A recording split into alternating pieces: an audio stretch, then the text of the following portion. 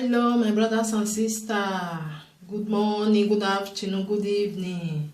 From Untouchable Mama. Hope you dey enjoy una day. Thank you for watching my YouTube channel. Thank you for subscribing also. Just a little advice, quick one. Now just say me I just rush come out. Say me I just still talk to my brothers and sisters then. I want to talk about especially most of us wey dey abroad, wey get pikin for house, wey be say they never still carry their pikin come here. May I tell you, my sister, if you get the opportunity, or my brother, if you get the opportunity wey be say you fit use take carry your son, your child come here, carry am come. You know why? Because the love wey dey with between you and your child, it can't be say that is, it can't be, I will tell the talk, that is, it can't dey far. That love no come tight again because of say you with another, you with the child not dey the same place again. Some people they feel say I no mean anything, nothing, the pikin not the lack of anything now. It's there with my mama, or it's there with the papa mama, or it's there with his sister, or it's there with somebody where they take care of her. My brothers and sisters, not be so. Because this love, I me a deveki. Our woman, or a ravije, I me a deveki. If you there abroad, you get the opportunity. Carry your son near body, carry and come here. Don't let anybody deceive you. Say, what you go come do for here? Now because of the child, now because of the children, now you they suffer for here. If you don't do the something where you want to finish, you go they greet them for home. No be so, because that love you not come dey tight again. No matter how pikin where you born for here, and the pikin where you live for house, not be the same love they get for you. Not be the same, because the one way day here you they see on 24 hours. If he gets the sickness, if he get say maybe he get any sickness, maybe you want to go meet doctor, you want to go anywhere, anything, you want to carry and go school. Now you there. But the one way you live for house, not be so it be. Another person they take care of for her. Another person they take care. If you get the opportunity, say you get charge for house, carry and come here. Make that love come they grow together here, because that love where you with and get now long distance, now the love be, because it don't feel be like the one way they here with you. Because sometimes that pikin where you live for house, it go maybe it's get what one something they way you want to discuss with you, but you know they there. Now your mama they there, now your sister they there, now your brother they there, and maybe my grandmama, that is the father of the mama, your husband mama, now the trainer. But he get sometimes he want his mama, he want his father to talk to, you know, they there. Even though same he call you, not be the same love. Not let anybody deceive you. Say some people they here that they deceive them. You go say, if you want carry and come the house where you build for house. Where you build for Nigeria, and now day now, you know like of anything now. You they send money go they give them, and they go school. You they send clothes go they give them. Not be the same thing, oh, not be the same thing, because the love not there again, my brothers and sisters. If you get opportunity, carry your pikin come near body. Now that one be the best thing. The love of mother and child or the real baby, because it's too sweet. I don't know as I take discuss. Even though say they go house 3 times a year, or ma say no rich at all. Because you know if you can't tell me say the pikin when you born for year, where you with a day, every day, mama this one, mama that one, mama this one, mama one go there, mama one go there. If you know enter house, your mind don't go reach grant. Then the one where you there, you say you can't talk say that the same love. No, not be the same. You know me say you not love the one where they have, so but the love not come there as it's supposed to be. So if you get any opportunity, say that child you go fit carry and come. Do one make you carry and come put for where you dey. Because make the love they grow together. Even the brothers where the children where you born for here, that love go come still tight to that is go come tight together. Because anyway they Nigeria. Even in Nigeria, say you say I will go see and they go they see and they go Nigeria almost every time. every time no mean say you dey there all the time. You understand? E no mean say you dey there all the time, because the time when you go there now, because you see some women now, they go Nigeria, the children wey dey live for house, they no dey near their mama like that. They no dey go near am like that, you know, because that love no dey. Because some people dem dey feel say e don grow na make am dey do like that. No be say e don grow, because that love cut. That love don cut. E don no be say na you cause am, na because of say the economy wey we get for our country make you comot for house. But as you come reach here now, you no complain and say, okay, my child wey dey house, I wan carry am near body make dey here. Because if e dey with you, that love e go continue. If you leave am for her, say no mean e don grow, make e stay there. That love don go, e don comot before you know anything. A love will need your ne, you go get as e be. So nothing to do again to breed that love, make come tight again. So the opportunity wey you just get and say you dey work, or you see person wey go help you, just carry am come put for where you dey. Make the pikin dey with you and wear sort of egbe, so that the love wey the children wey dey here get for you, he go still get am for you. Then he with him brothers or his sister wey dey here, the love go come tight. You go come tight. Don't let anybody deceive you. And they see some people, they'll say they get 2 children. If I tell them, say, try to carry them corn and go say, make them dey house. If they house, then good part. Pikin when they carry corn here, they too they misbehave. No pikin when not they misbehave. No where pikin not they misbehave. Even the one where we they born for here, then they misbehave where. So Obama ya don le miomaji. Don't let anybody just deceive you. To tell you say, don't carry and come leave her for us. He go you before you go know. The best when they tell you something, leave her for us. You know, he don't carry and reach here. Maybe he not there with her for here. Maybe he carry and go London, because he don't they ready. We want go London, go they stay for London. They go deceive you. You go leave your pikin for us. If you get to try, for you go they spend your money for man we no go marry you, we go use you to do carry your pikin come put for make dey with you. So my brothers and sisters, now just say little one, just say me I just quit talk, because many people they too they deceive. They go say at that time you want carry my children come. No, one of my friends just tell me now just say me I just come leave as he just they go school, may just continue for there. A love unique bar, because as that love they go, as if they grow now, so the love they come out. Before you know it, the love don't come out. The love don't come out. If you go Nigeria, you know even feel say, when they feel say you be monder. You go even they talk and say, my this my son. As I just come, even be like say I come, because that love not there again. That love don't come out.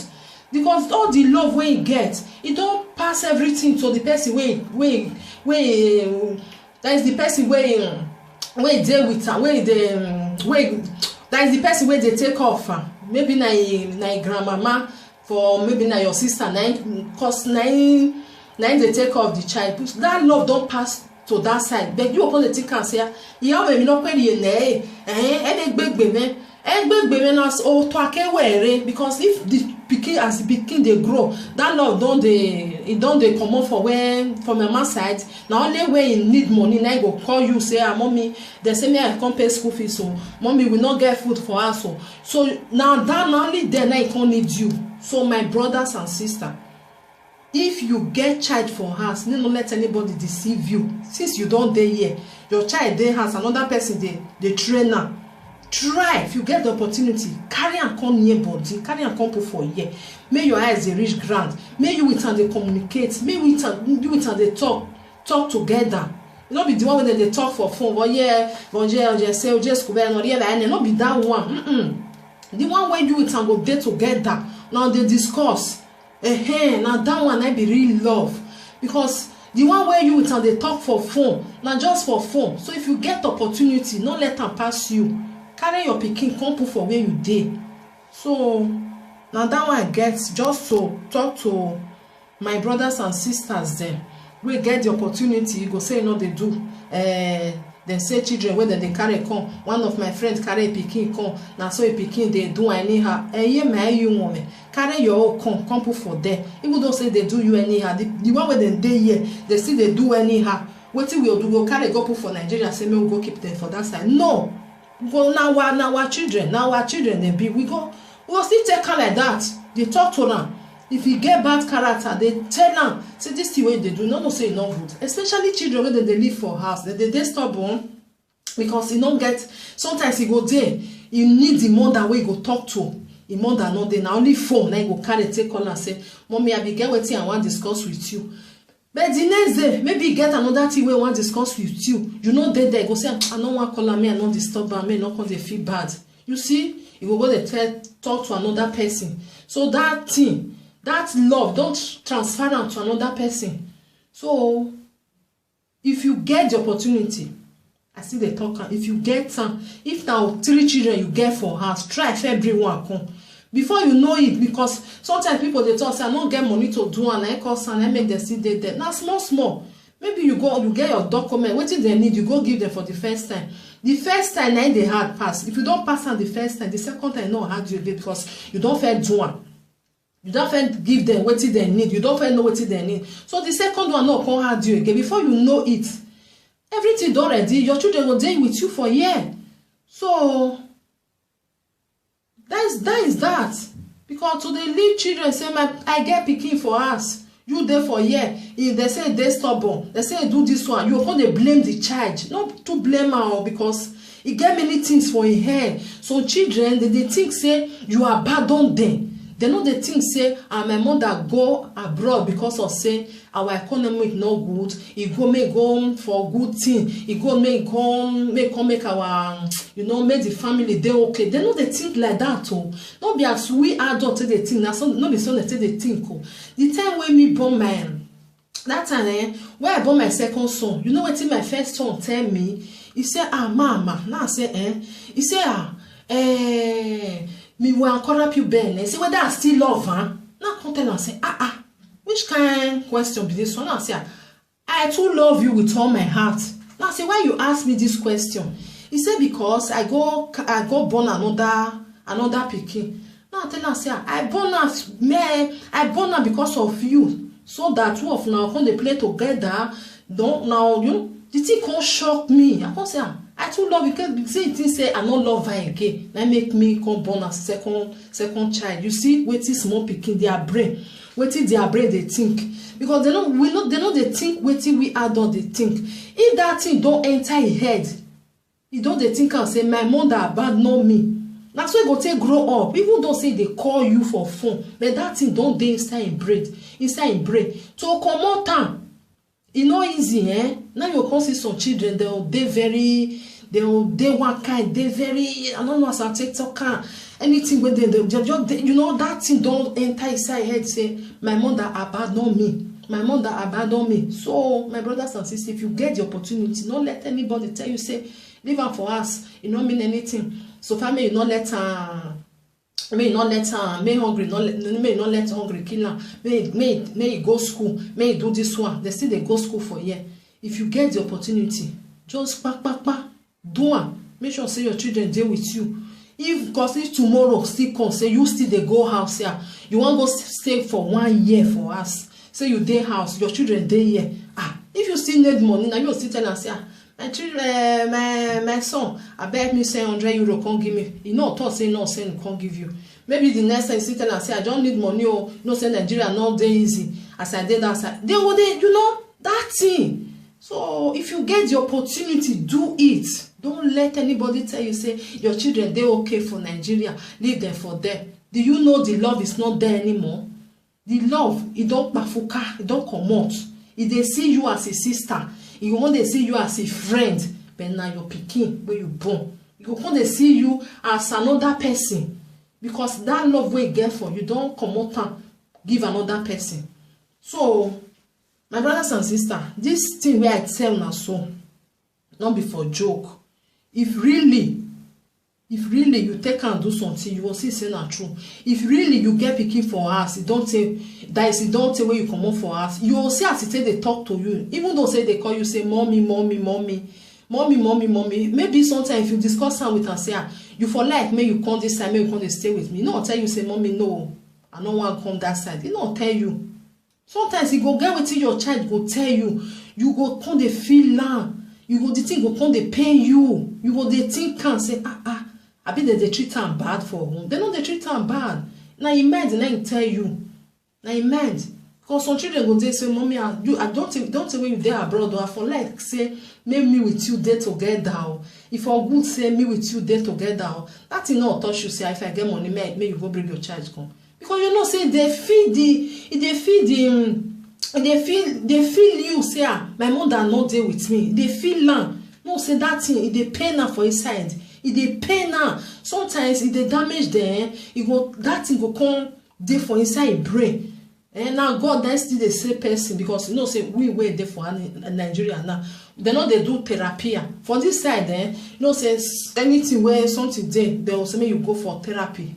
They'll say make you go for therapy because they don't know say something dey where they hurt you, where you keep for inside mind, where you no gree talk and come out. So now so it still be for some of our children where they live for house, especially if father not dey there, if mother not dey there. You imagine? You go say dem just abandon me, because no be say dem dey beat am.